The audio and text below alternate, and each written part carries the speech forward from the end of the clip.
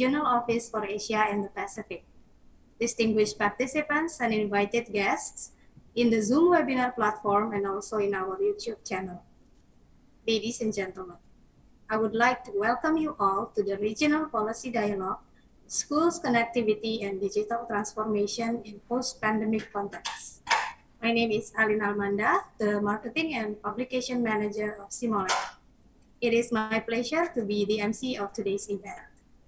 This Regional Policy Dialogue aims to explore policy options to accelerate schools connectivity in the context of pandemic response and recovery based on results and findings from ITU FCDO School Connectivity Project in Indonesia, as well as global initiatives of GIGA.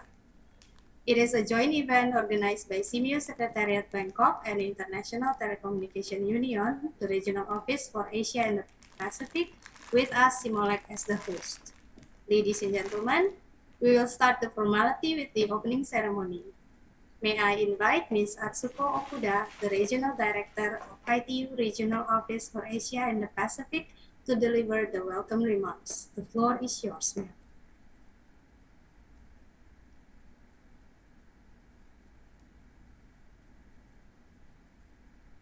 His Excellency, Mr. John Lamb, Ambassador.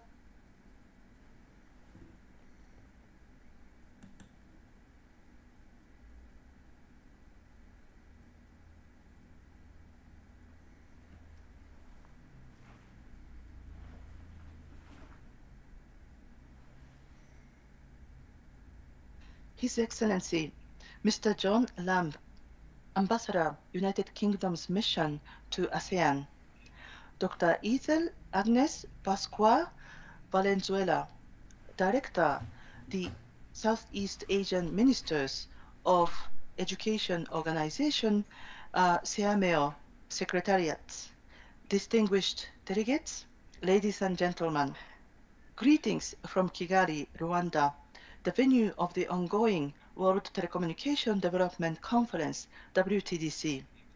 The conference is a quadrennial global event where ICT ministries, industry, academia, and civil society gather and discuss the digital future. I'm glad to report to you that digitization in education has been one of the top priorities of this conference.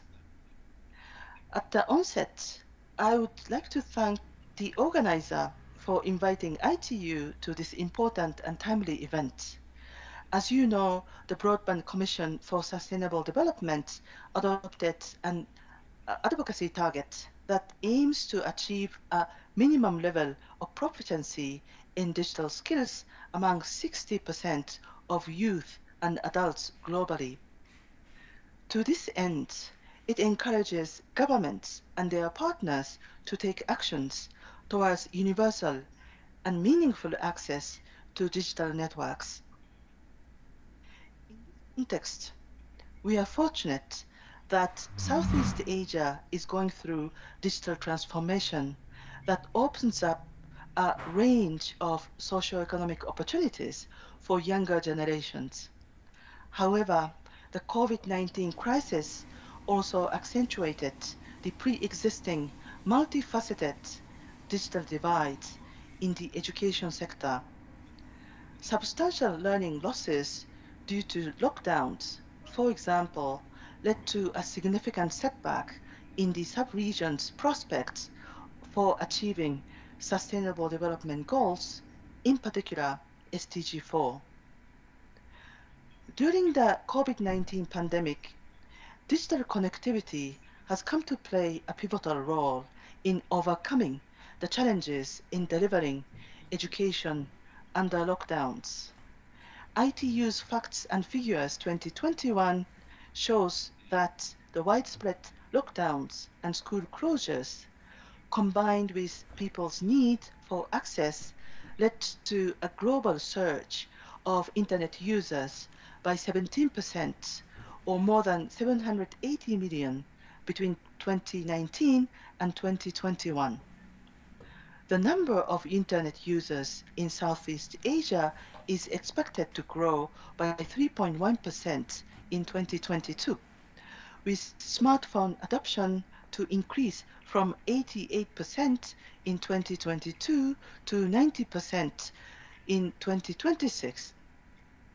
In the case of Indonesia in 2020, ITU recorded 78% of households with internet access at home, and 63% of the population was found to own mobile phones.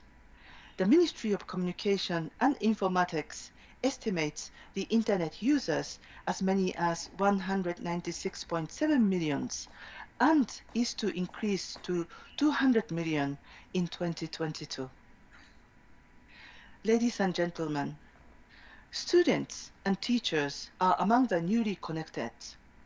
While we cherish the growing number of younger generations to be connected, they may be vulnerable to cyber threats and risks without appropriate digital literacy and knowledge. ITU, for this reason, developed the Child Online Protection in 2008 as a multi-stakeholder initiative to create a safe and empowering online experience for children around the world, and developed a set of guidelines targeting children, parents, educators, industry, and policymakers.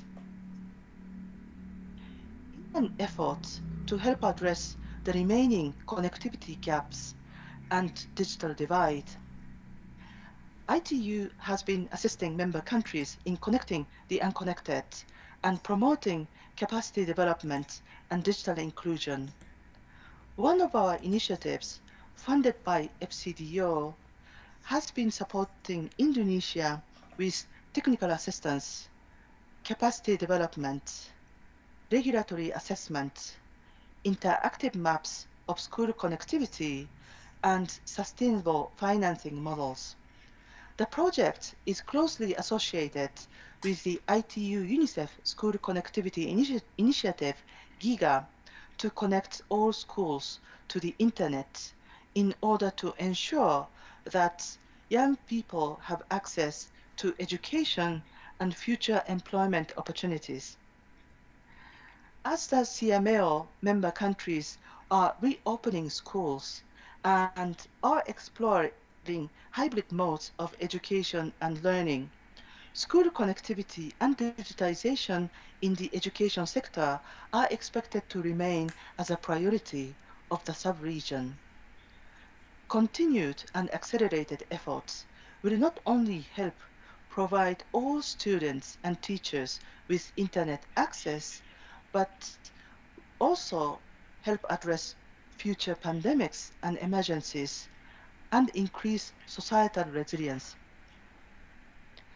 In this regard, CMAO is uniquely positioned to promote sub-regional and cross-country collaboration in Southeast Asia. This includes collaboration for the implementation of the ASEAN Digital Master Plan and expansion of digital networks and connectivity. Delighted to collaborate with the CMAO Secretariat and its Regional Open Learning Center in organizing this regional policy dialogue on schools connectivity and digital transformation. Ladies and gentlemen, in the process of COVID recovery and accelerated transformation, we have already identified a few lessons. One of them is the need for a whole of government and whole of society approach. The expanded digital networks and technology can and should serve not only the ICT sector, but also all sectors, including education. This now sounds a common sense, but cross-sectoral collaboration was not a norm and not widely practiced globally before the pandemics. We have realized that inclusive and sustainable digital transformation is possible through a whole-of-government approach where the ICT sector works closely with all socio-economic sectors, such as education, and deliver the benefit to all and achieve the SDGs. Okay. I hope that this seminar will serve as an important step towards that direction and help identify insights, good practices, and lessons learned from various initiatives and develop effective and targeted way forward to achieve the digital future for all. I wish you a stimulating discussion ahead. Thank you. Thank you very much, Ms. Hatsuko Okuda. Next, we will hear a welcome remark from the Director of SEAMOLEC Secretariat, Dr. Ethel Agnes Pascua Valenzuela. The floor is yours, ma'am.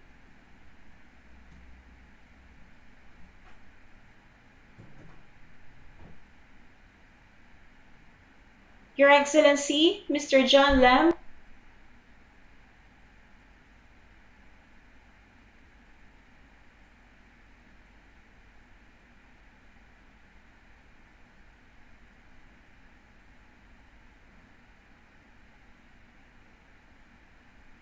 Your Excellency, Mr. John Lam, Ambassador UK Mission to ASEAN and UK Embassy Indonesia, Ms. Atsuko Okada, Regional Director, International Telecommunication Union, Regional Office for the Asia and the Pacific, Indonesia, high officials from the Ministries of Education, Indonesia, Malaysia, Philippines, and Thailand, honorable speakers, distinguished guests, ladies and gentlemen, who's watching us live through SEAMOLEC YouTube channel, good afternoon.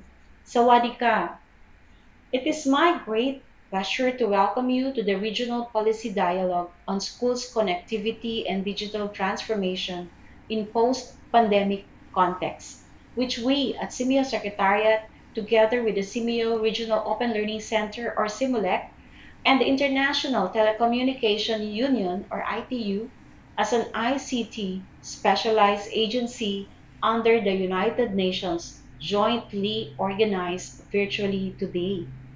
Over the past 3 years, the impacts of COVID-19 pandemic have transformed education globally. New challenges and new possibility for education continue to develop.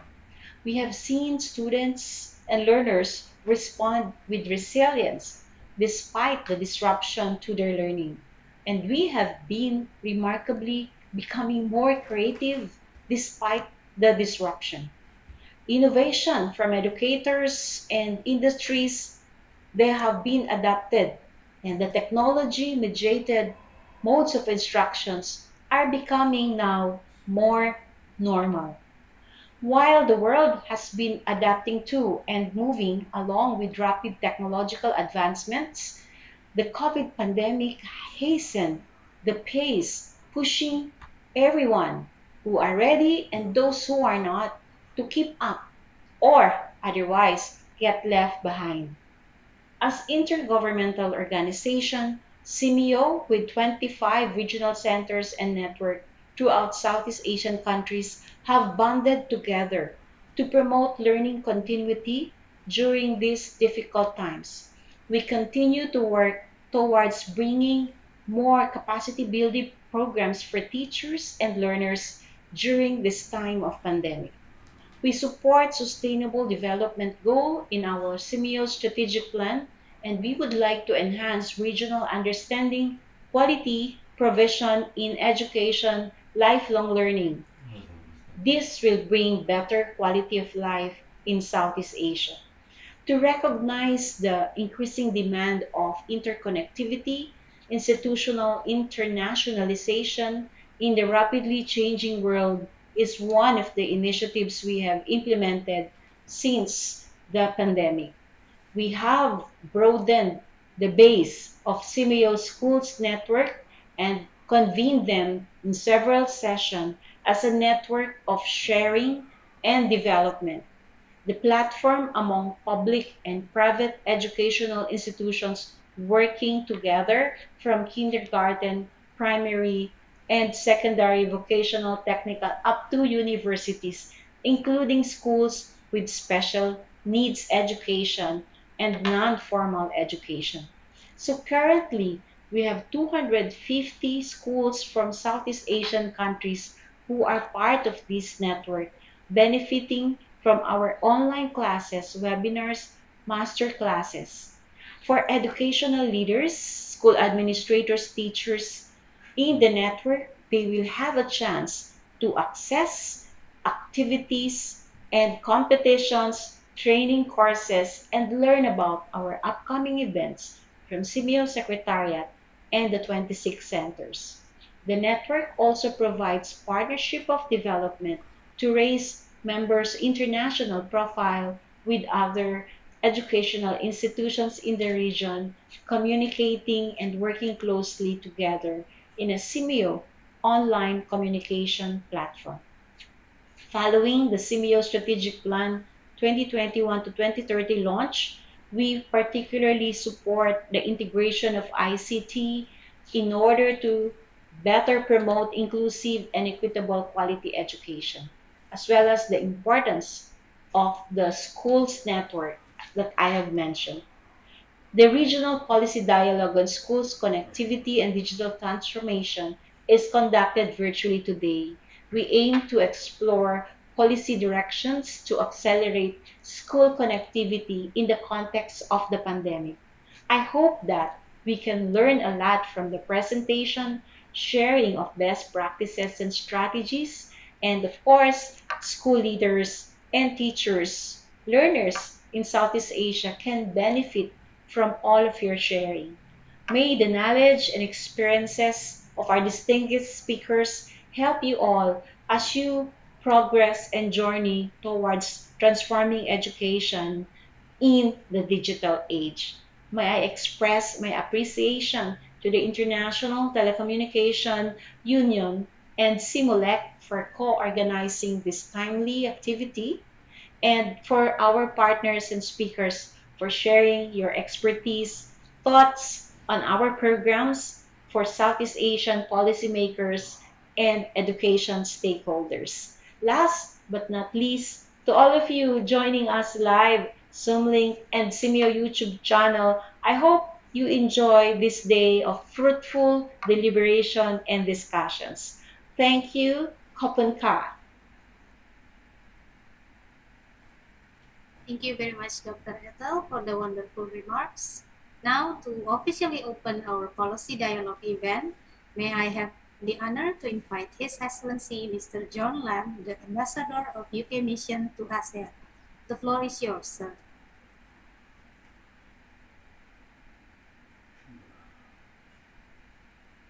Your Excellency, Mr. Chan Chung Sing,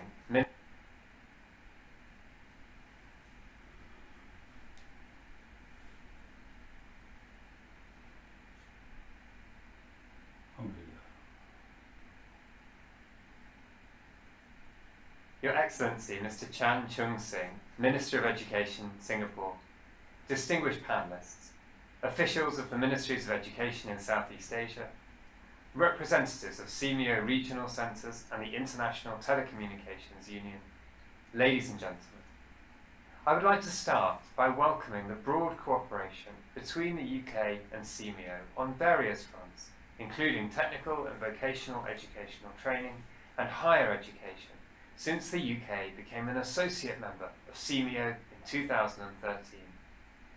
Education is one of the UK's top priorities, and it's one of the core parts of the ASEAN-UK relationship. It's something I feel personally passionate about, having spent 6 years working in the UK Department for Education before becoming a diplomat. I saw there the power of education to improve lives and boost the prospects for individuals and for countries. There are over 40,000 ASEAN students studying in the UK, and over 125,000 students in ASEAN member states studying for British higher education qualifications overseas. We're incredibly proud of those numbers and of the partnerships that they represent. Deeper cooperation on digital issues is another pillar of the UK-ASEAN relationship, including in the joint ministerial declaration that our economic ministers agreed last September. That has been brought together into the UK-ASEAN Digital Innovation Partnership. This links governments together, as well as bringing businesses and government together, so that the private and public sectors can deepen their cooperation. The partnership includes a focus on education, and that will help underpin the work between the UK and ASEAN on EdTech and many other areas. It's particularly exciting for me to consider the ways that we can bring together our thinking on education and on digital issues, as you're doing today. In March, the UK supported an event with the title Recover Learning, Rebuild Education, which was attended by education ministers and representatives from all 10 ASEAN member states. As an outcome, the ASEAN Secretariat and Cambridge Partnership for Education revealed 9 recommendations to tackle the biggest problems in education in Southeast Asia due to school closures during the COVID-19 pandemic. Equal access to digital infrastructure was one of the key recommendations for inclusive education. And later on at today's event, my colleague Mr. Chris Agas will talk in detail about the work we have done with Indonesia and the ITU to look at school connectivity and how we can fill the gaps that still exist. I'm really excited by the potential for the UK and ASEAN to work more closely on this exciting set of issues. These are, as I've said, 2 of our biggest priorities in the relationship, and I'm really excited to hear about the outcomes of today. Thank you all for attending. Thank you very much, sir. Now, we shall move on to the first session of our event. Session 1 is entitled The Regional View of School Connectivity and Digital Transformation. My colleague, Dr. Chris Sachai Somsaman, the Deputy Director for Administration and Communication of SEAMOLEC Secretariat, will be the moderator of this session. There will be 4 speakers in this session. The moderator will introduce you to each one of them. Dr. Chris Sachai Somsaman, may I hand over the session to you, Pak? Thank you so much, Ellen, our lovely MC from SEAMOLEC. First of all, I would like to welcome all participants to the first session of the Regional Policy Dialogue on School Connectivity and Digital Transformation in Post-Pandemic Context. As you have learned earlier, the goal of this policy dialogue is to explore policy options to accelerate school connectivities in the context of pandemic response and recovery. So we will begin with the overview of school connectivity and digital transformation from different countries in Southeast Asia. We have speakers from 4 countries in Southeast Asia to enlighten us on this issue. They're from Indonesia, from Malaysia, from the Philippines, and also from Thailand. Our first speaker is from Indonesia, where SEAMOLEC is. So we have the Head of Data and Information Technology, Ministry of Education, Culture, Research, and Technology from Indonesia. Let's together welcome Dr. Muhammad Hassan Shabibi to the virtual stage. Dr. Muhammad, the floor is yours.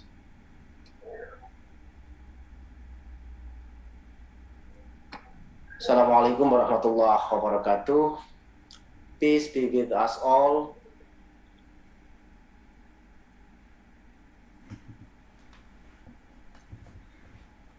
Okay, once again. All right.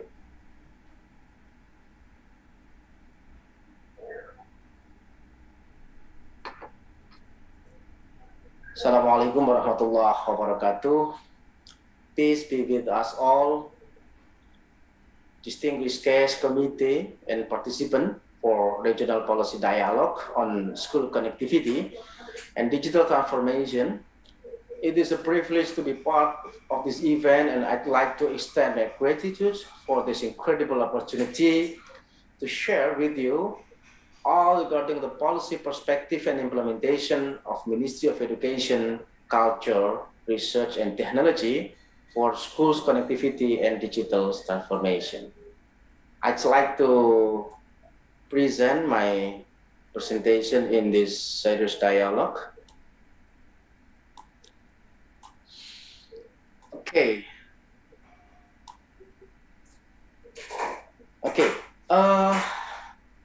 We know that Indonesia is a home for more than 270 million peoples, making this country presently the 4th most populous country in the world after China, India, and the United States.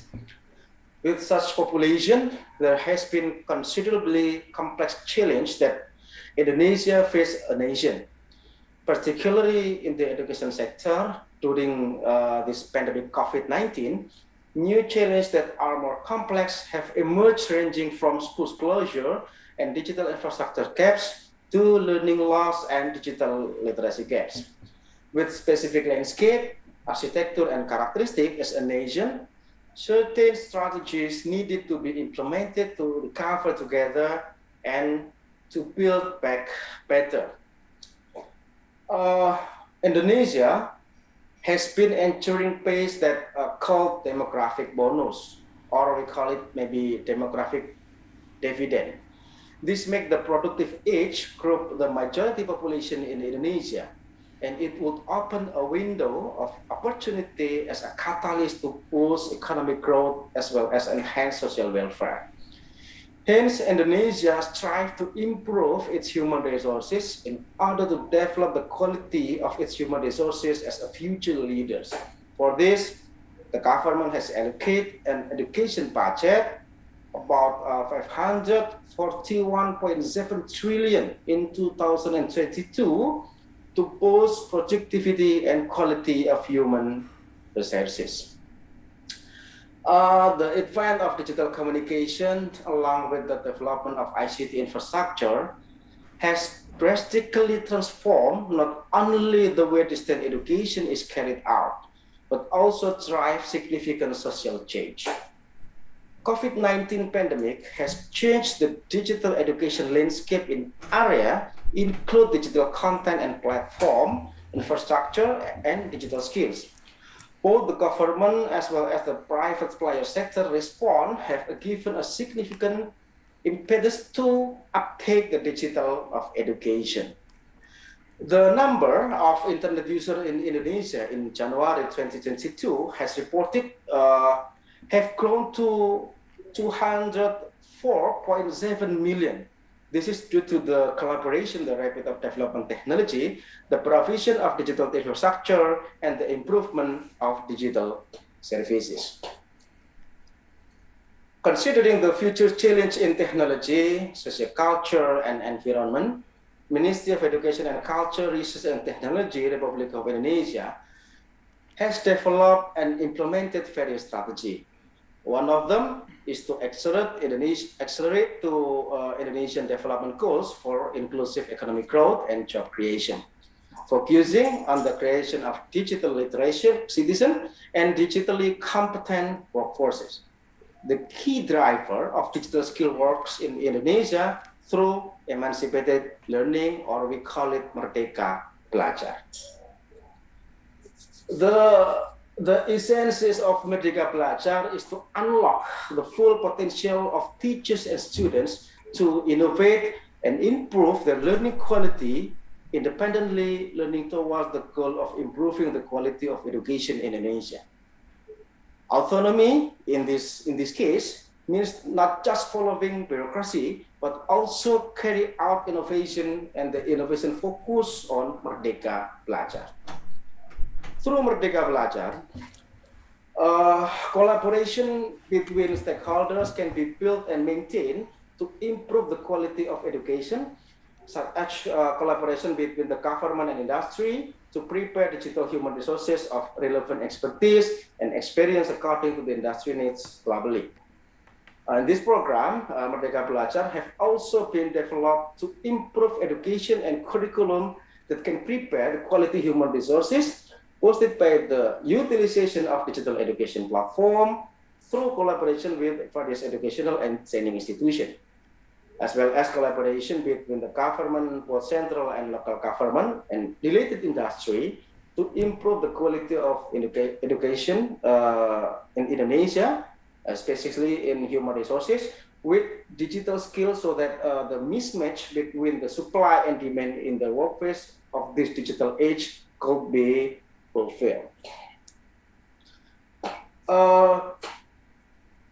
Some of the episode programs of Merdeka Belajar are the initiators schools programs, the initiators teachers programs, and the independent campus program. These are implemented nationally to create conducive environment for not only improving creativity and innovation, but also developing digital skills development to all learners. We also built some priority in platform digital to support Merdeka Belajar, such as Arkas, Siplah, Tanya Pos, Rapor Pendidikan, and Merdeka Mengajar platform, which focus on empowering and supporting school principals and teachers to optimize their potential. This digital technology can be used through this platform to assist with the process of transforming education system that is effective, efficient, and sustainable. And right now, currently, there have been 20 episodes of Merdeka Belajar in which every episode is connected to each other in a way that it can help create an environment that encourages not only creativity and innovation, but also foster value in humanity with strong real empathy and morality. All of these 20 episodes so far are synchronized with 4 priorities discussed in G20 Education Working Group: universal quality in education, digital technology, solidarity and partnership, and the future of work post COVID-19. Behind the implementation of this digital transformation, there are always the threat of some ransomware or ADS or penetration tests or malware attacks in our platform digital. So the key to successful preventing these attacks is to optimize our data security through data classification, data mask, and data encryption. And right now, we also realize that cybersecurity is everyone's responsibility. Thus, this preventive measure and collaborative action are significantly needed through strong collaboration involve the 4 major sectors of society, which is industry, government, research institution, and public. In the end, it all comes down to the human capital. There needs to be leadership in understanding cybersecurity innovation, endurance in learning cybersecurity, and attitudes to maintain integrity in preventing internal our cyber attacks. So, from what has been expressed in the policy perspective and implementation. All right. Thank you so much, Terima kasih, Dr. Muhammad Hassan Shabibi. Well, we have learned a lot from our first speaker, very impressive, emancipated learning or Merdeka Belajar. And like he mentioned, well, cybersecurity is everyone's responsibility. So a lot of things to learn from our speaker today. Well, we have our second speaker from Malaysia. We have Dr. Waki Syukri bin Hassan from Educational Resource and Technology Division, Ministry of Education, Malaysia.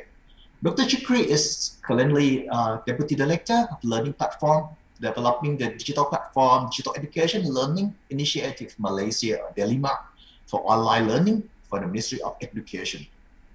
This role requires the development of educational application and service for teacher and student and its related standard. He also developed analytics and other new technology such as microservice for further enhance the digital platform. And today he will tell us about making digital learning personal. Let's welcome Dr. Syukri to the virtual stage.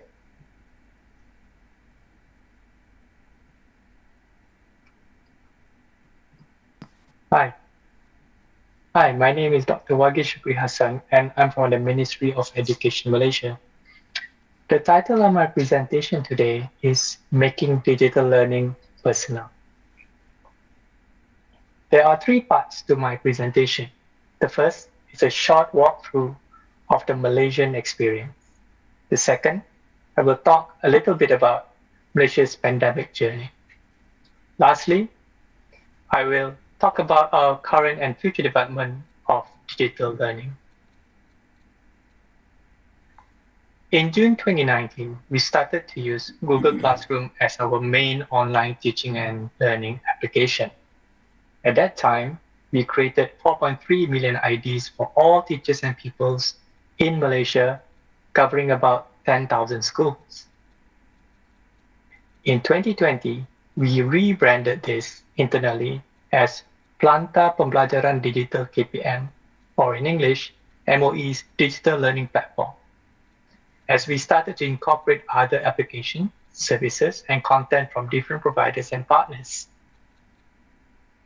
We later rebranded it again under the DELIMA banner, or Digital Educational Learning Initiative Malaysia, as to reflect the customization and the focus of the learning platform for all, not just for teachers, but for other institutions within the ministry and the other divisions within the ministry as well. Before we move on, it's important to understand the focus of MOE in implementing digital learning. Our focus is clear. It's about lifelong learning with the pupils as the center. Pupils need to be empowered by teachers and others to use technology, to access content, and to use other digital services. The teacher's role is also important in this, as it provides a bridge for the start of a digital journey, as well as being a facilitator for online learning, especially at school. The other key element is related to the platform itself. We intended to democratize digital learning for all and to provide a multitude of options and for teachers and pupils to be online, a key lesson from our previous implementation of online learning. In this, we provided free access to all digital services educationally. As mentioned before, we had a ready platform before the pandemic. Before the pandemic, after 3 months of implementation, we had about 80,000 users on the platform itself. However, when the pandemic hit during 2020, we were able to ensure that the teachers and their pupils which had devices and connectivity at homes were able to access DELIMA and all its application services and content that we provided. Furthermore, we provided online training for teachers and ensured that schools could onboard their pupils onto our platform.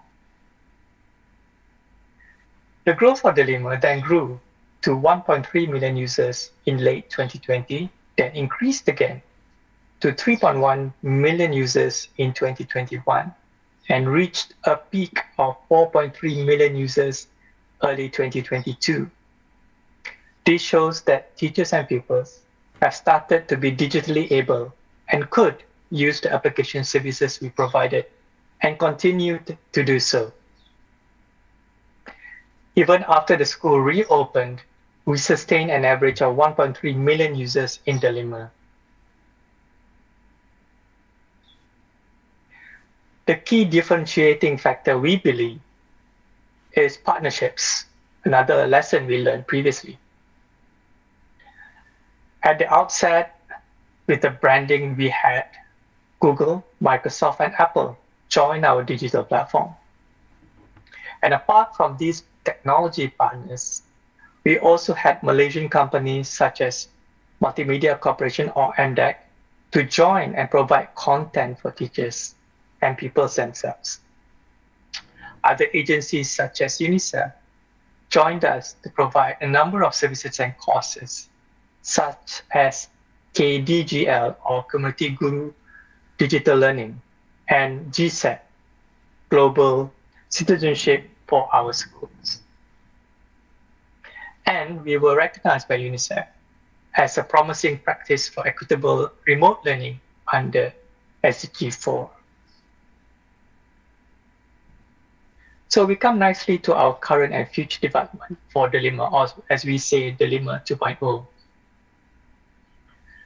We have started to roll out Dilemma 2.0, which now follows what we define as PLEs, or Personalized Learning Environments.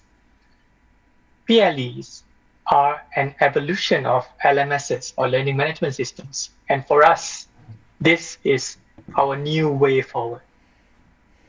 This is also, as you remember, is the title of my presentation. PLEs provide personalized application, services, and content according to the user. We currently provide features which, like digital well-being, is important for users, especially at this current juncture. We also believe that at the national level, the use of AI, or artificial intelligence, to support and give information is also important. And as such, we have built a chatbot in our PLE to support and answer questions that are usually asked within our platform. We also use Google's engine to search for content within our learning environment.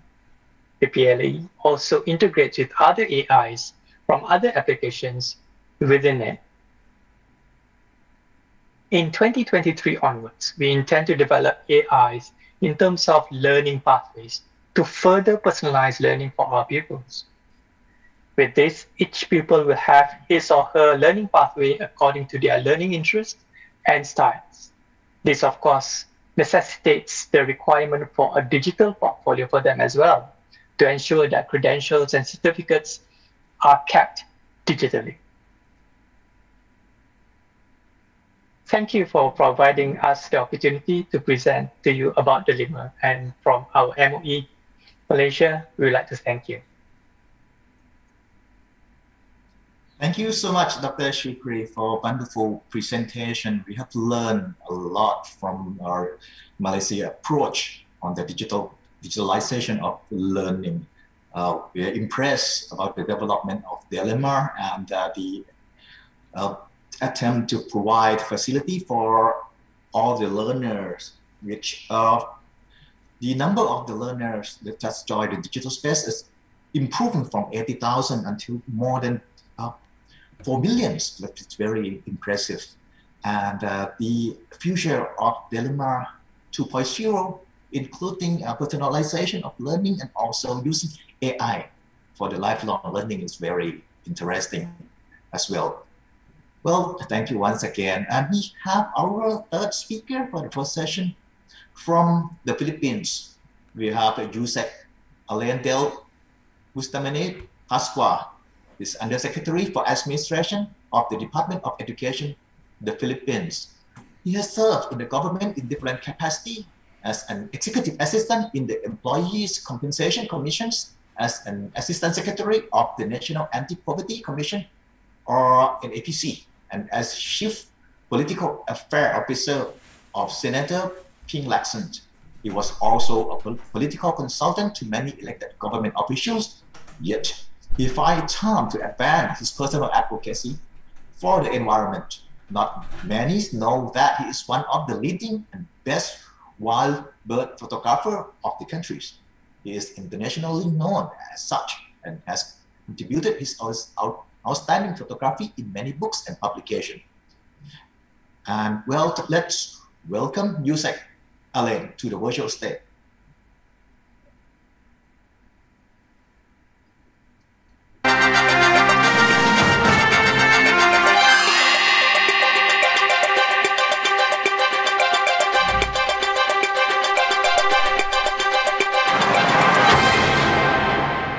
Good day to everybody. The Department of Education of the Republic of the Philippines has already begun the digital transformation of its schools and offices, and has actively worked on connectivity within and among schools even before the onset of the COVID-19 pandemic. Through the department's Digital Rise program, we have anchored our ICT projects on 4 major areas which fall under the Public Schools of the Future framework. These major areas are digital literacy skills, ICT-assisted teaching, ICT-assisted learning, and the automation of organization processes. Focus on these areas created a leap from merely studying ICT as a subject in school to fully utilizing its features and advantages as effective tools for both teaching and learning, as well as in improving governance across all levels. To support this, the Department of Education, or DepEd, has initiated the replacement of existing computer laboratory classrooms with mobile laboratories containing tablets and laptops that can be moved from one classroom to another. This was started in 2019 through the DepEd computerization program. But unfortunately, the global health crisis brought these efforts and almost the whole education system to a standstill in early 2020. But instead of taking a back seat and waiting idly for the pandemic to pass, the department's ICT arm was propelled forward and its programs accelerated. ICT in education became a frontliner in the efforts to ensure the continuity of education during the pandemic. With this goal in mind, the vision of DepEd to reach the following phases has become urgent and inevitable. All classrooms to have televisions, all teachers to have laptops and teaching equipment, all schools to have at least one e-classroom package to support 6 sections. All sites, offices, schools and centers are connected. All officials and teachers are connected. All non-teaching personnel to have laptops and office equipment. All governance processes are automated. And all competencies in the curriculum will have television and radio-based lessons or episodes that have formats accessible to learners with disabilities, like those hearing impaired, visually impaired learners, and have translations in mother tongues or local dialects. All these have become crucial in continuing education and the delivery of education services, even with the suspension of face-to-face classes and office work. Programs such as the DepEd TV and the DepEd Radio, which make use of more readily available platforms in most Filipino homes, have enabled us to reach even those areas where internet connectivity remains a challenge. For those with internet connectivity and the necessary equipment, we made available platforms such as the DepEd Commons, a repository for open educational resources or OERs, which was whitelisted by major telecommunications companies in the Philippines, so learners, teachers, and their parents have access to the resources even without data credits of their cellular phones. This gave birth to another trailblazing innovation, which is called the DepEd Learning Management System, which supports both synchronous and asynchronous means of instruction. Just like the previous, the system works even if a user has no data credits. Teachers and learners can communicate with one another and find meaningful ways to deliver on the competencies required by the curriculum. These ICT programs and more continue to serve the Filipino learners and teachers throughout the country, even as face-to-face classes are slowly starting to resume as the number of COVID-19 cases continue to lessen in the country. These are ICT programs that will remain integral to the Philippine public education system, even post-pandemic, based on their relevance, usability, and efficiency. Another area where we have started to work on before the pandemic is the connectivity of schools and offices. As early as 2019, the Department of Education, in collaboration with the Department of Information and Communications Technology and the National Transmission Corporation, has been working on the establishment of what we call the PEN, or the Public Education Network, to address the problems of connecting schools to the internet. The PEN includes the following major components: a redundant core network that will house all education systems, a wide area network that will connect schools to the core network and allow them to access education systems without the need for internet bandwidth, a customer premise equipment in each school that will establish a virtual private network, a virtual public network to secure network traffic, a caching device in each school that will improve the responsiveness of the system, a high-speed internet connection from all available technologies, broadband, digital, transmission lines, fiber, and even satellite, that will be distributed by the core network to schools based on actual consumption requirements, and the school network, a set of networking equipment that will be needed to connect all classrooms to the internet. A parallel project with the implementation of PEN is Project Lightning, which is a concerted effort of the Department of Education, the Department of Information Communications Technology, and Transmission Corporation, which involves the provision of high-speed internet connection through transmission lines. Again, the onset of the pandemic slowed down the implementation of various phases of this project, but the groundwork has already been laid. Connectivity of schools has already begun and will be accomplished post-pandemic within the next few years. ICT in education has indeed played a big role before and during the pandemic, and it will continue to do so post-pandemic. The digital transformation and connectivity of schools will remain very important aspects in the continuous improvement of teaching and learning process, the upskilling of teachers, the professional development of personnel, the leveling up of management and governance across all levels, and ensuring that education continues even in the face of pandemics, disasters, and other crises.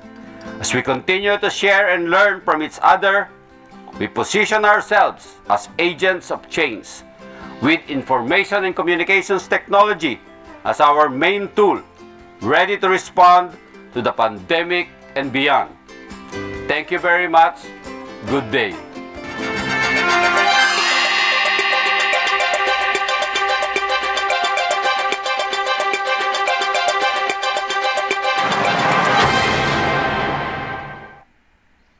Thank you so much, Yusek Elaine from DepEd Philippines. We have learned a lot from the Yusek Elaine.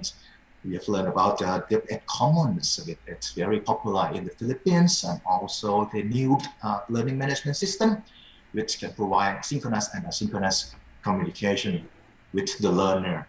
And the new connectivity project of the PEN Public Education Network and Lighting all impressive. The Philippines provide a lot of facilities to the learner across the country.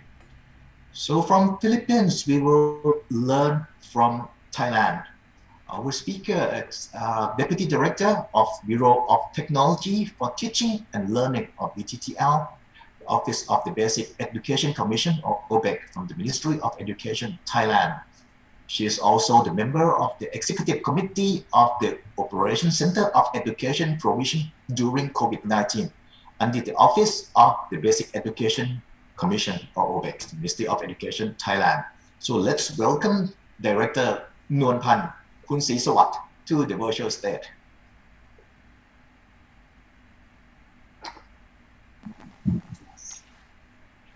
On behalf of the Office of the Basic Education Commission, Ministry of Education of Thailand, I'm Ms. Nuanpan Kunsisawat, Deputy Director of the Bureau of Technology for Teaching and Learning. Would like to thank SEAMOLEC Secretariat, SEAMOLEC Regional Open Learning Center, and International Telecommunication Union under the United Nations to share information, experiences, research findings, and policies practices on schools connectivity and digital transformation in the context of pandemic response and post-pandemic recovery for policy options. For this session, in order to bring you understanding the overview on school connectivity and digital transformation at the basic education in Thailand, I would like to make you a short presentation separated into three parts.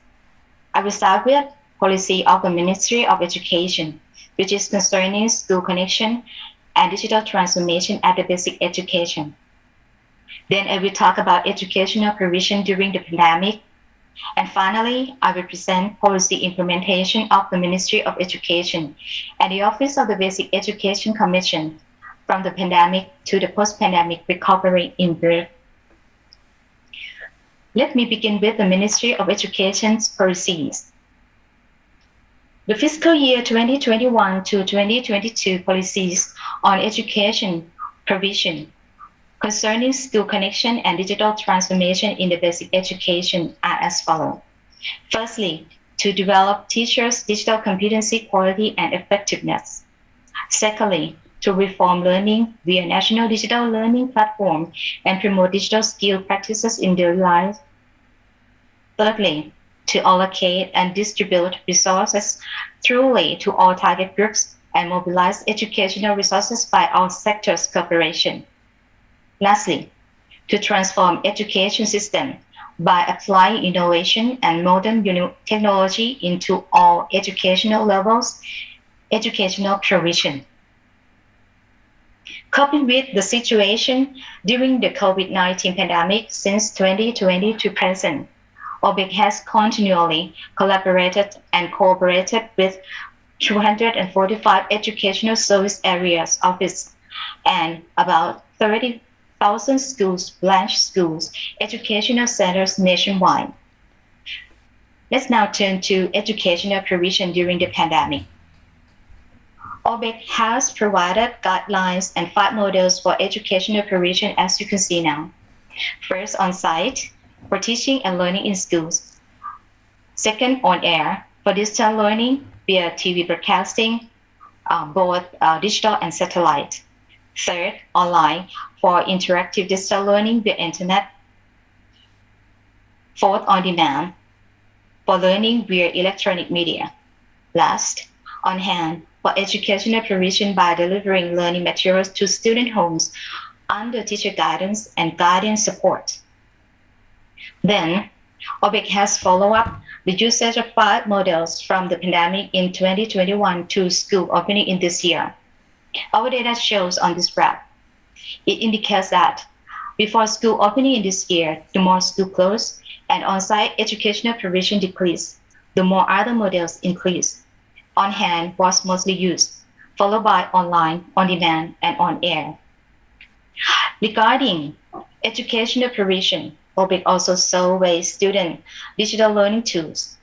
Our findings show that for studying at home during the pandemic, 69% of students use smartphones, 4% use notebooks, 3% use tablets, 2% use personal computers, and 1% use smart TVs. The significant point is that 21% of them had no digital learning tools. The aforementioned information about MOE policy and OBEC educational provision during the pandemic leads us to the next point, which is OBEC and MOE policy implementation from the pandemic to the post-pandemic recovery, as you can see now. Firstly, in each fiscal year, OBEC has allocated budget for the provision of internet access and computer system to OBEC schools and school size via Educational Service Area Office, internet access to all schools, branch schools, and educational centers, computer system to schools prioritized by the needs and scarcity of computer system. Secondly, OBEC has organized project to an activity for digital literacy development for teacher and educational personnel. Thirdly, MOE and the Ministry of Digital Economy and Society has supported internet access by expanding the broadband internet project to all OBEC schools and digital community center. Fourthly, MOE, non-government organizations and private sectors has organized projects on digital tool donation for advantage students. Fifthly, MOE, the Office of the National Broadcasting and Telecommunication and the Digital Learning Foundation under the royal patronage has implemented the project on digital television for education programs to provide 12 channels for basic education programs. Lastly, MOE and the Ministry of Digital Economy and Society supported broadband internet access to OBEC students from August to October 2021. Additionally, OBEC has created the cooperation networks of digital transformation for educational provision, of which you can see the image as example, that OBEC as a main unit to work together with non-government organizations, as you can see the LTV, IPST, ALTV, and together with private sectors that concerning about digital literacy, digital transformation. This brings me to the end of my presentation, which could bring you or understand school connectivities and digital transformation at the basic education in Thailand. Thank you.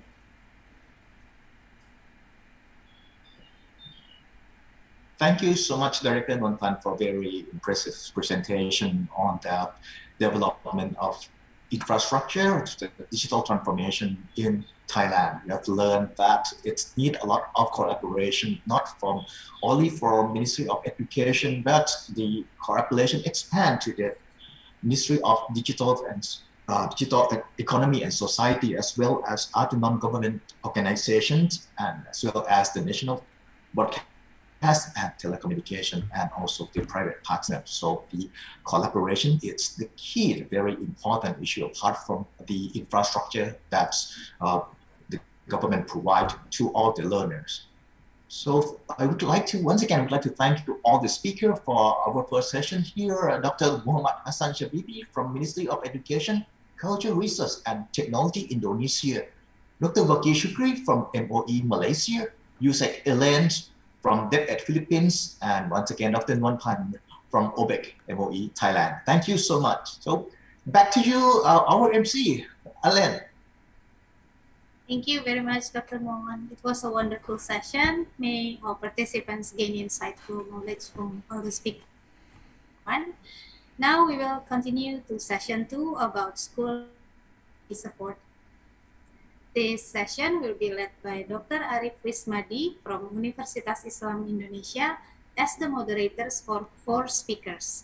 Dr. Arif Wismadi, you may please have the session. Okay, thank you so much. See me. It's very great to lead this session because we work together with a very important group of people here and institution. And today, our decision actually will more specifically discussing about school connectivity support initiative. And first, before going into panel session, we would like to invite Dr. Puji Bujono, General Officer for ITU Regional Office of the Asia and the Asia Pacific on the project on school connectivity in Indonesia. Later on, we will together in the panel presentation with Mr. Christopher Agas, Catherine Bennett, and also Patrialus Gatlan. But first, I think I will invite Dr. Bujono to present this finding. Please, time is yours, Pak Buji. Thank you, Dr. Wismadi. Ladies and gentlemen, excellencies, please allow me to share some information concerning the ITU FCTO project on school connectivity, sort of setting the stage for the conversation, really. So I would go first with introducing very briefly what ITU is. International Telecommunications Union is one of the United Nations agency, one of the oldest, in fact.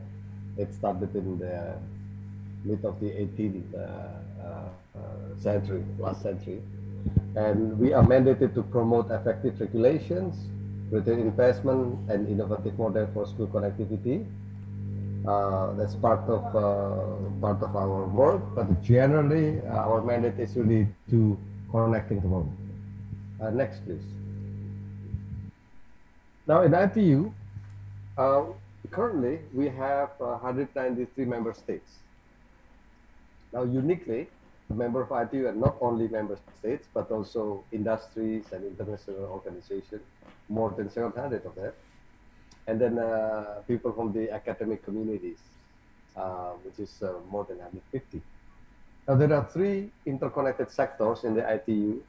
One is the one that deal with ITU radio communication. This is the conventional ITU, from the old time. And then ITU standardization, the one that decides of what kind of format of file you can exchange over the internet and so on.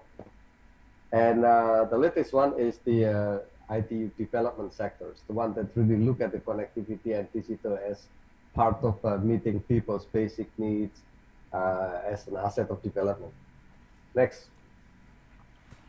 That's briefly about ITU. And as you heard from our regional director, at this moment, there is a world conference going on in Rwanda, in the city of Kigali. This is a periodical conference that make decisions about what the future looks like in terms of telecommunications.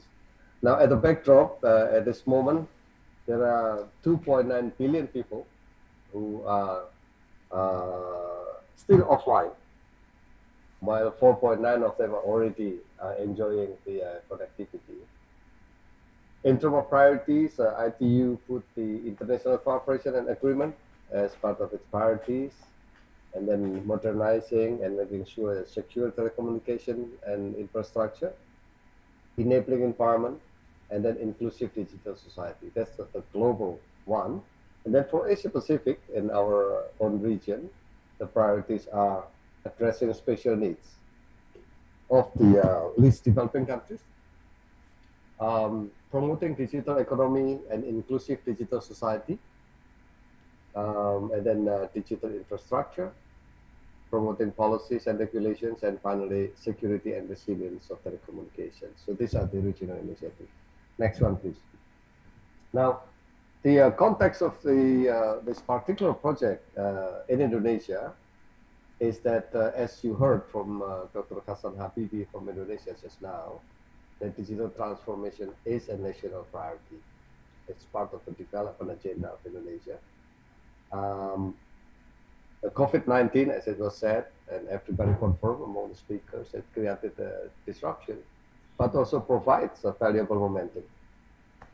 So in the case of Indonesia, what we understand, the challenges is how to address the remaining digital divides, if you like, to make sure that the access are universally enjoyed throughout the country. Number two, how to transform the education sector into the digital era. And then the third one, how to cope with the remaining end of the pandemic, but also to make sure that the momentum that was gained over the pandemic could be sustained and be capitalized. And then how to make sure that the affordable services and devices available, both on the supply side, which is the infrastructure and the provision of the connectivity, and the demand side, which is the education part. Next, please. Now, the ITU FCDO partnership is a one-year project.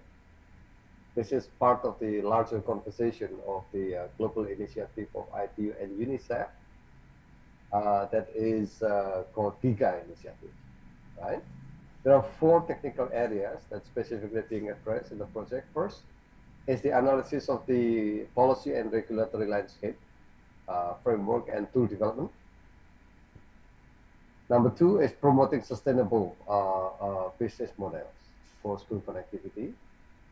Third, promoting a more conducive environment for investment by private sectors and other stakeholders. And then advancing digital skills, capitalizing on what ITU has been developing over time. There are 4 countries covered by this project, and Indonesia is one of them. And this regional dialogue is essentially trying to elevate the conversation from Indonesia experience to the Southeast Asia. Next, please. Now, I mentioned about the Giga initiative that is facilitated by ITU and UNICEF. This is a global initiative, multi-sectoral, that tries to connect every school to the internet. The intention is to make sure that all the young people will have the equal opportunity and choices in life, using the digital as their vehicle. That is provided by services support to the government and so on. There are 11 steps, but the 4 steps that I put circle in the middle is the one that is being addressed by ITU and FCDA. As mentioned earlier, it is the assessment of the regulatory policy, the development of a sustainable business model, promoting better investment, and then digital skills. Next, please. Let me go through very quickly to what the project has been working on. The first one is interactive maps. I think you would agree with me that interactive map is very useful for decision making and policy making, right? In the case of Indonesia, we use the combination of ITU's own databases, because ITU have database of the connectivity, infrastructure, and what's not, to be combined with infrastructure and education data from Indonesia. And this map allow us to look at the overall situation in Indonesia, as defined by the access of the schools to connectivity or the lack thereof. So as you notice, ladies and gentlemen, at this point now, we are complementing the conversation at the education sector by bringing the connectivity side into the table, right? Because it will take 2 sides, the infrastructure, network, and connectivity in one hand, and then the utilization on the education sector on the other. Now, using this interactive map, by using different layers, we could estimate what are the capital expenditure that are required, what is the cost of promoting this connectivity in the underserved area, and it's even going down to the price of connectivity per head when it is required. Now, as I said earlier, this is meant to be a complementary tool that will help decision makers to decide what to do at a very strategic level with regard to school connectivity or the issues that related to the gaps thereof. Next one.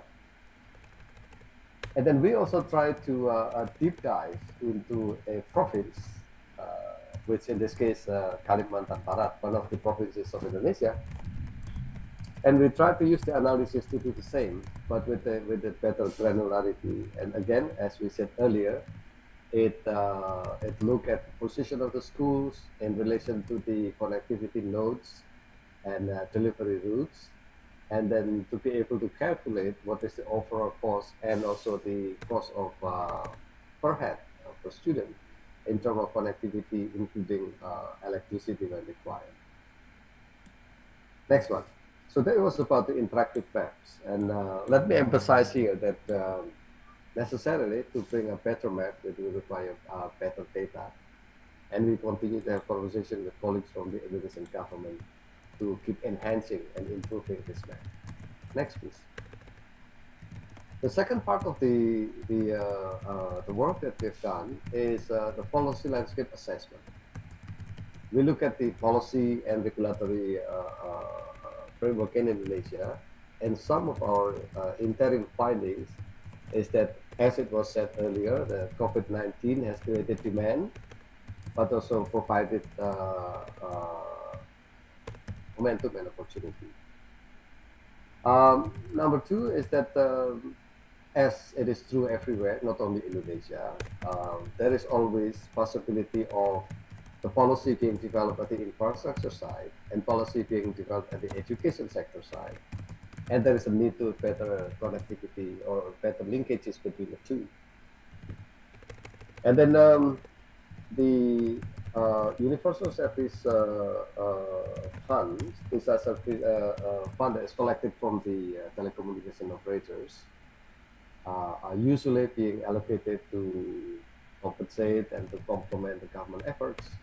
to make sure that the connectivity is available to everyone. But this fund has become quite interesting in the case of Indonesia. It has been complemented by a national budget, and there is still room to further expand this fund to make sure that the acceleration that government has been doing so well could be sustained and be on target. During the pandemic, as it was also true in Thailand and Philippines, as we heard earlier, our government provided subsidy for the internet connectivity for students and teachers. Now, we appreciate the size of the population in Indonesia is quite sizable expenditure on that. And that may not even cover all the students and teachers, and some measures need to be considered at this point. And there's gaps in the financing. Even when some of the targeted areas are already met, the requirements being met already, there's the requirement for financing mobilization. And then private sector have some hindrances, some challenges to go to the areas that they're supposed to cover, and this requires further conversation. Some of the recommendation, as it was said earlier, is to expand and accelerate infrastructure to cover the unconnected regions. This is already on schedule in Indonesia. And then to diversify the financing base through including the spectrum auction and other sources. And then to promote better linkages between infrastructure financing and tools for the utilization side. And then to facilitate support targeting students and teachers, not only just blanket area, but actually targeting to where the teachers and students actually live.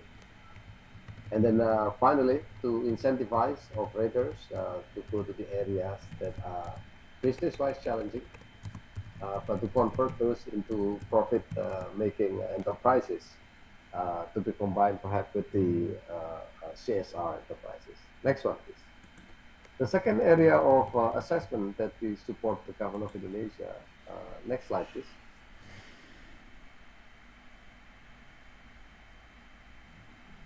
Hello. Pak Arif, has it changed, the slide? Okay. It's coming now. It's coming up. Next one, please. The next area that we have been discussing in Indonesia is in terms of the framework for implementation. Next slide, please. Okay, stop there. So, consistent with the finding in terms of policy, with regard to framework of implementation, it is pointed out that there is a need for seamless business processes for infrastructure provision, the middle part of it, and last mile connectivity. As well as school level utilization, because obviously, ladies and gentlemen, having the towers erected will not immediately translate into the access to connectivity. It must be complemented by other inputs and efforts to make sure that students and teachers at the end will be able to leverage the connectivity for their advancement. Number two, digital literacy, skills, and protection are inseparable part of the so-called meaningful connectivity. As you appreciate, having an internet connection also opens up all kind of hazards for children. And as previous speakers saying, protection becomes an important part of that. And then further partnership could be promoted to ensure resource mobilization. This goes without saying for all countries, I suppose. And then a framework for school connectivity might be worth considering that will pull together all the actors, the factors, stakeholders into looking at school connectivity challenge as a shared concern that requires shared solution as well. So in terms of recommendation, interim at this point now is to synchronize education, telecommunication, and local government sector portfolio. In the case of Indonesia, there is a local government policies, local government law that mandated the local government to manage education. So it's very important that they come to the table and discuss about this, particularly through the so-called minimum service standard at the local level, right? Number two is to capitalize on the education one data or one map scheme in Indonesia, that was mentioned by Dr. Hasan Habibi earlier, to improve the connectivity mapping. I could see that interactive map could be much more efficacious and more effective when the data is updated. To explore various financing models, including public and private partnership, and also the re-energizing of the School Operation Fund, or POS. To bundle child online protection in school connectivity and digitalization, to treat it as one challenge altogether, and then to tap into the education technology to support the Merdeka Belajar and Sekolah Penggerak that was mentioned by Dr. Habibi, also as one part of the undertaking. And finally, to consider adopting a national framework as a shared platform, if you like, for the conversation. Next one. In terms of sustainable financing model, through the cooperation of the Boston Consulting Group and ITU, there are several models being offered for Indonesia, and perhaps to the region. This could be related well, as Indonesia's situation is not unique by far.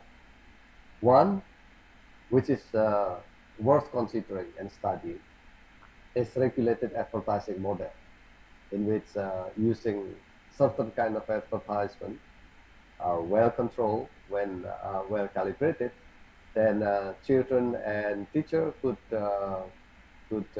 use it to finance the access to the connectivity. Number two, of course, the government increases school funding. The third one is one-off government subsidy, like it was done during the pandemic. And then model number four is community contribution.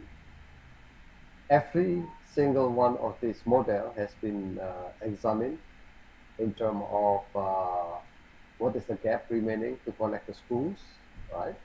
In terms of how it will work and how it will affect the capital expenditure, and then annual connectivity, operational expenditure, electricity, and so on. So it's rather technical, but it's worth discussing. Next one, please. Child online protection is part of the digital skills that was part of this project, and this is leveraging on the accumulative knowledge product in ITU. That's been presented in several occasions in Indonesia.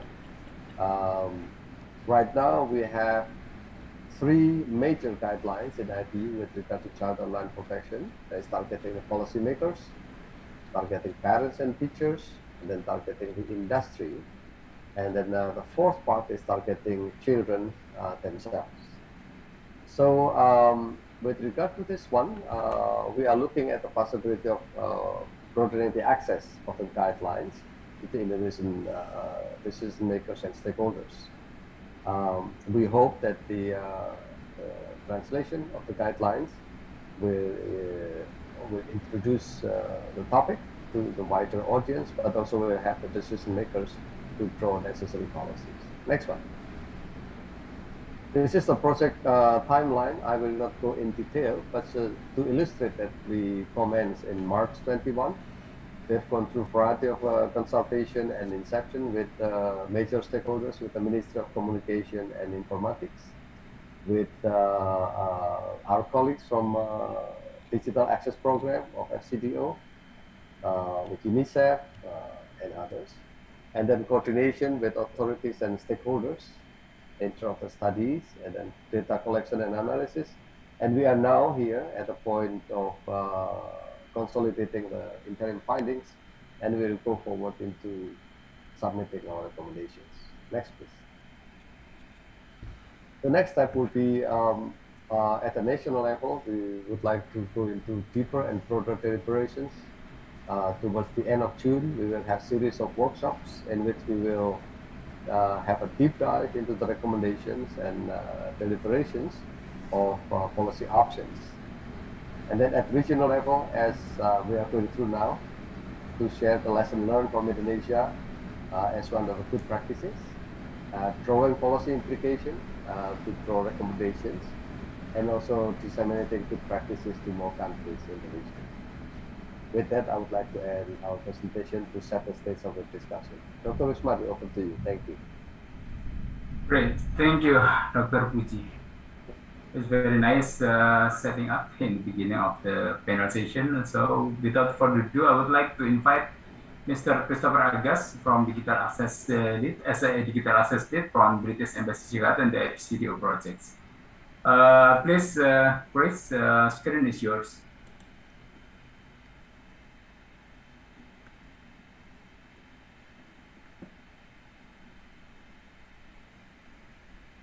Okay, you can see the slide.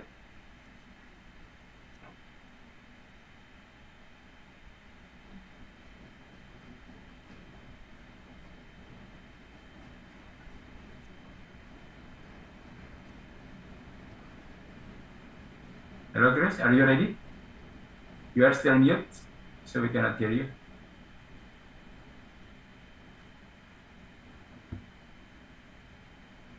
Yeah, great.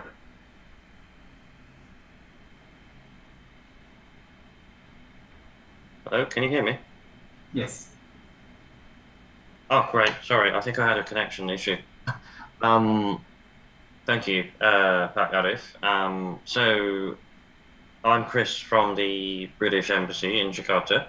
Work closely with Pak Puji at ITU. So I'm not going to repeat any of what he presented on, but I am going to go into some more detail around a project that we did last year that preceded the project we have with ITU, which looks specifically at remote learning and digital literacy challenges, development challenges, and it had a close look at policies around the Indonesian Ministry of Education, Culture, Research and Technology, making recommendations. So I'm going to go through some of that in this slide deck. So next slide, please. Before I go into the project itself, it's worth summarising the digital access programme that we have here in Indonesia as a whole, which is funded by two departments, so FCDO, which I'm part of, and also the Department for Digital Culture, Media and Sport. There are three pillars to the programme. Pillar one, the title there, Models and Enablers. I mean, to make it, I think, more simplistic, I would say it's around digital connectivity and inclusion. But what models and enablers can you use to unlock further connectivity and digital skills development in Indonesia? What business models can be adopted and what strategies can be used to support the most marginalised communities? So that's the main aim of the pillar one, and our work looking at remote learning and our work with ITU particularly falls under that pillar. We do have another pillar of work which is more on the cyber security side, some of which touches on the findings in this area, and of course a pillar looking more at the tech ecosystem as a whole, where we work with startups and investors and entrepreneurs to develop digital transformation. Next slide. In terms of the project itself that I'm going to talk about today, which was commissioned by our programme at the start of the pandemic to look at the challenges the Ministry of Education was experiencing, but also what could be done to help navigate some of those challenges. What were the objectives of that project? So there were two main objectives. So we wanted to improve the analytical knowledge and content that was available to the ministry and other key partners on the actual state of remote learning, connectivity and digital literacy at that time, because it was obviously such a sudden shift. You know, within a matter of weeks, schools were closed and students were just, you know, ordered to stay at home, as they were in many other countries. Things were not prepared for that, I think it was fair to say at the time. Not just in Indonesia, but elsewhere. And the project wanted to help the ministry to find solutions for some of those problems. It also wanted to provide technical support to inform new policy actions or strategy development in the areas of remote learning and digital literacy. Thank you. Next slide. On to some of the early key findings as well. Before we move to the next slide, I haven't put a slide up, but in terms of the research approach and methodology that was used, we had expert consultants that were procured through our program, Indonesia-based, with lots of experience in the education sector, who did a mixture of sort of qualitative and quantitative research, engaging not just with the Ministry of Education, but various national and provincial level authorities, but also private and civil society, private sector and civil society as well, to look at what they thought the barriers were to more effective remote learning delivery, but also where there could be better coordination as well between different stakeholders to make the reality of what was going on in the pandemic effective, and not something that should necessarily completely stop when the pandemic finishes, but something, you know, models and strategies that can be used now that we're in a more hybrid setting. So that's how the research was done. If we can move to the next one, please. One key area in terms of findings from our project was around financing. So I know Pat Puji was commenting on this just now more broadly, but what are some of the ways of financing remote learning and digital literacy programs? So in the Indonesia context, there were 5 that were drawn out that could be useful. So the first one is more around the procurement actual structures. So what for schools to be able to procure their own internet connection. So at the moment and at the time, it was predominantly schools reliant on the infrastructure having already been laid and provided by the Ministry of ICT. But large regions, even to today, are not connected. So the latest figures only from 3 days ago from the Indonesian government were showing that it's now gone up to 77% of the population that have internet connectivity, which has grown in the past year, but that's still 1 in 4 people who don't. So obviously translating that into schools, you've got the same sort of figures. Procurement, so how can are there community models where they can be able to directly procure through the local authority if internet access is available elsewhere in a village or a community nearby, perhaps? What were there mechanisms that could be used? At the time, there were not that many. Internet quota subsidies, so the Quota Belajar program, 2.6 trillion, that was at the beginning of the pandemic, was allocated. The ministry was working with internet service providers, but frameworks at the end of the project, around a year ago, were yet to be arranged between government and telecommunication providers for basically subsidizing quotas for internet. So could it be more affordable? And also the question around the context of this was very much making it more affordable in an emergency situation, but in a more sustainability viewpoint. Schools that are underserved now, should they have more affordable internet subsidies through telecommunication companies providing more, and that would be through the Universal Service Obligation Funds, which is the 3rd area there. Should their obligation have gone up just in the pandemic, or should it go up post-pandemic as well, which is managed by BAPTI? We were looking at what the pros and cons were around that for financing. Village Fund was a 4th area, so managed by the Ministry of Villages. Budgets were reallocated more towards health, direct health response actually during the pandemic. And even though procurement of internet services and infrastructure, including maintenance, actually cuts across all sectors, so health, education, and various others, it wasn't a standalone priority under the Village Fund model. And that debate is still ongoing now. I have just been to one of the regions. We were talking with the provincial government about this, and whether there's more that could be done to flex the village fund and put internet connectivity higher up the priority list.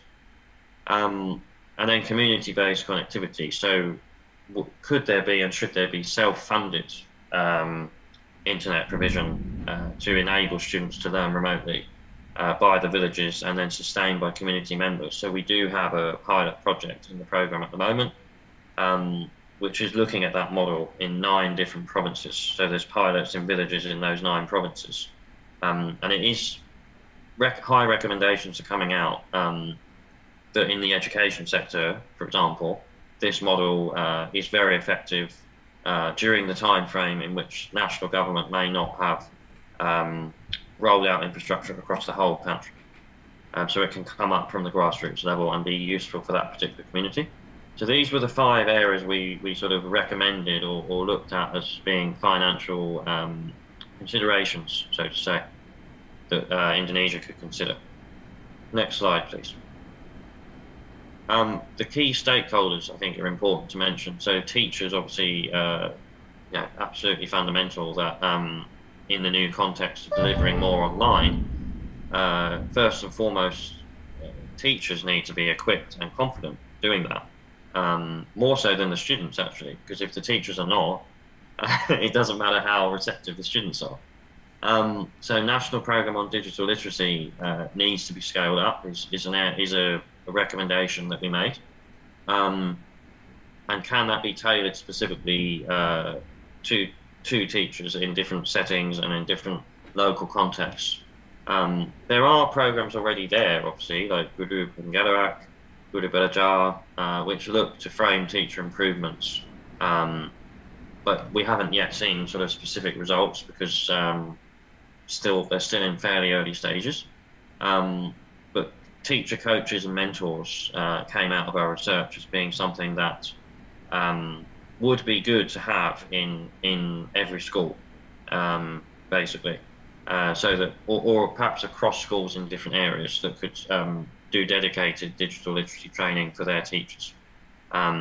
Also the question of the role of teachers. So, is their role just to deliver curriculum, or is it to basically use their role as also promoting and supporting the development of digital skills for their students as well? Because obviously that is cutting across all subject areas. So that came up in our research, and some teachers were asking in different schools whether their training curriculum should be reformed in the future to have sort of digital literacy as a core part of their own teacher training. So not just sort of English or maths or geography or whatever subject they are experts at, but digital as well, to combine it so that it comes to how they deliver the subject matter. And we thought that was a good idea through the research, and shared the findings with the ministry. And then also just finally, I won't read all of them out there, but lower grade students, or particularly students in poorer or more marginalised areas, did need more presence of their parents through the pandemic in actually all of their learning. So often the parents' role was key in helping the teacher actually navigate and deliver what they were trying to get across to the students, with it being an online setting. Remote areas there, multi-grade teaching often necessary, so teachers looking at students in different different grades and different levels, they have to adapt how they teach online to those different levels of student. Thank you. Next slide. Students and parents, the other key stakeholders in how you effectively improve remote learning strategies. So on students, firstly, there's obviously a big difference in Indonesia and in many other countries between urban and rural. The more urban you are, the more likely you are to conduct learning online at an increasing rate. There are some social challenges that we picked up both in urban and rural areas. So on increased online interaction was reported to have brought sort of more loneliness levels for students and some mental health challenges. And I think some of that touches on what Pat Pujji was saying around the child online protection area. You're exposed to a lot of online harms, maybe cyberbullying, things like that. So that can bring mental health challenges when all of your learning is conducted online. But I think that won't go away now that sort of moving out of the pandemic. So that needs to be thought of, and we're doing a lot of that in the UK as well, coming up with more effective strategies that can be used to support students offline and online with that. And then general digital literacy needs that young people have outside of the classroom. So if students are learning online, say 9 to 5 or whatever the school hours might be, they're also then in areas where they have internet, so spending a lot of the non-school time online as well, with social media and interacting with friends and family that way. That was increased in the pandemic. So the level, it's about not necessarily separating digital literacy for learning officially, but digital literacy as a whole, because a lot of learning was reported to us in the focus groups as being done outside of school hours, and then taking that into school hours actually. So that's an area to look at, thinking about digital literacy more broadly, not just as an educational sort of curriculum area, but as a social development area. And then just on to parents, our research found that obviously their role is crucial if children are to learn more online. But are parents comfortable with the materials and how to explain that to students?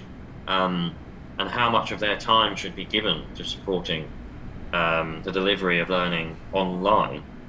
So if schools are going to think about beyond the pandemic, setting a lot more online homework and tasks that can be done online beyond the school hours, which I'm sure they are and will, what is the role of parents in that? Is there an expectation for them to support with that work? And what interaction should they have with the school about how they're maybe interpreting that content and how they're interpreting how to navigate the internet? So we looked at all of those areas and basically found that there needs to be a bit more clarity in terms of not just sort of policies, but at a village level or local level, the roles of different individuals to get the best for the students. Next slide. And final conclusions, next one. There's a couple more slides. So the final conclusions of the research our team did are there. So geographical conditions, there's obviously a lot of blank spots still exist. So you've got the kind of infrastructural challenges, and some of our projects are looking at that, like I alluded to earlier, in various provinces, and trying to work more with the Ministry of ICT and Ministry of Villages to coordinate on infrastructural development. And our work with ITU has come up with very useful findings. Case study of Papua was quite interesting, I thought, where we looked at the number of schools that were unconnected in Papua as an example, which I think was over 70% when that research was conducted earlier in the year. So how can the different ministries work together and coordinate together to bring that figure down considerably is a key question, and we're keen to help with that. I won't go through all of them, but some of the ones that were highlight findings, which we had a lot of discussion with the Ministry of Education on, the digital literacy. So at the time, the limited focus on enhancing digital literacy beyond the Ministry of ICT, but now that's actually improving from what we're seeing as well, where various government ministries are taking digital literacy, taking their role in the digital literacy journey and digital transformation journey as being absolutely fundamental. And Ministry of Education is one of them. So that's definitely a good sign that we're seeing more of. And also I think, again, I won't repeat it, but the role of the teachers came out as a probably one of the key findings that we had in the whole research.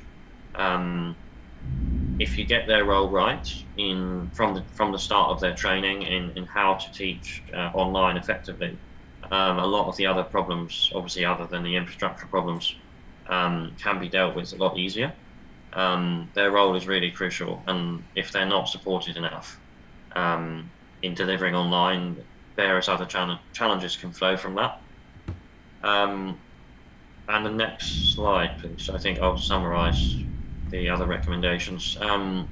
So I've said some of this already, but more on the policymaker side.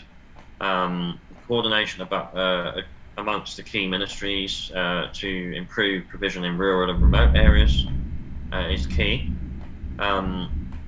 Also, I think how national and provincial and local governments coordinate is an area that we want to work with Indonesia on a lot more where we can. So having a project on the ground in let's say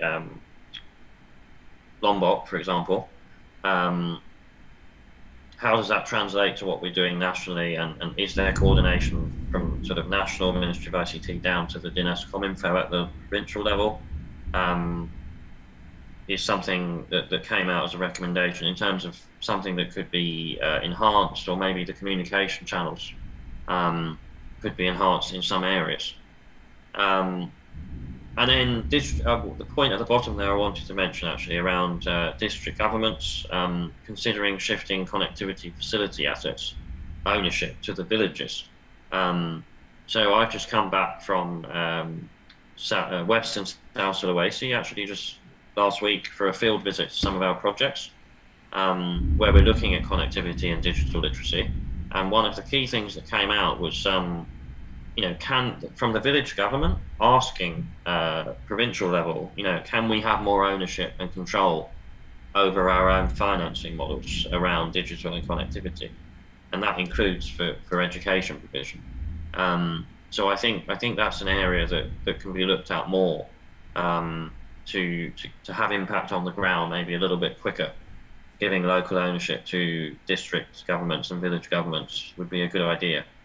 I'll stop there because there's various other areas, but I think for timekeeping, but happy to take questions on this presentation or any of our wider work. Okay, thank you, Chris, for excellent presentation. Again, without further ado, I would like to invite Ms. Catherine Bennett, Chief of Education from UNICEF Indonesia.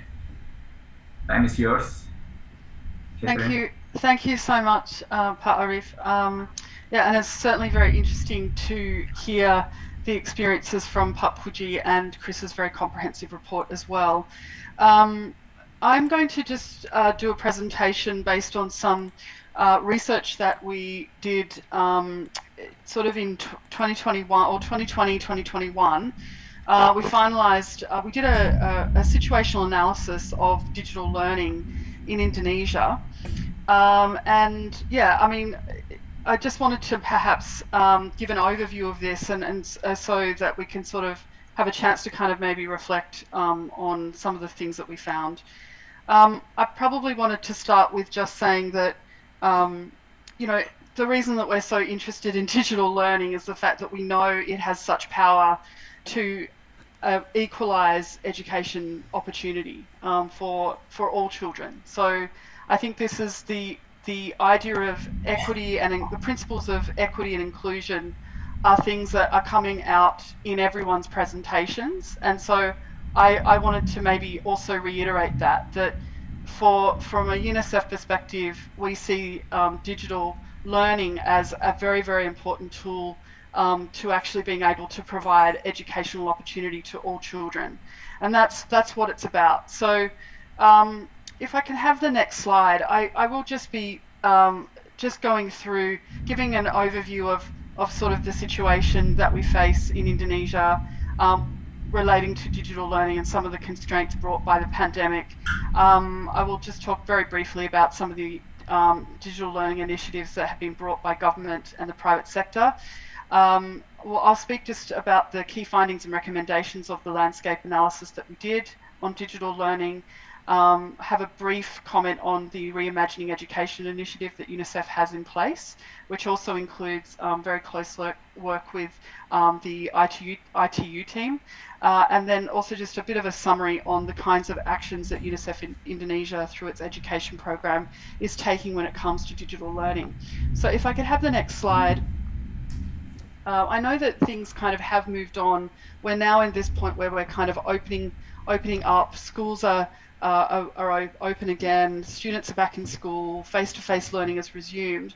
I think basically we can reflect that, you know, COVID-19 has created, you know, school closure, school opening, and school closure. It's been this sort of wave, and even most recently has been in the first kind of quarter of this year, where we've seen, you know, all the schools pretty much were closed again because of the Omicron issue. So that affected, you know, over 600,000 schools, around 68 million students. So the scale is very profound. Very many teachers also were affected by this. We know that in the study that we have done, we know that many parents are having challenges in helping their children learn during the pandemic, as many children were in the situation where they had to learn from home, either a mixture of face-to-face learning and then spending some time at home, distance learning, when things kind of improved, I guess. We also know that teachers have really, many teachers have struggled as well with trying to, you know, operate devices and using online learning platforms. We also, I guess I also wanted to acknowledge that there's a lot of teachers that have actually really been proactive and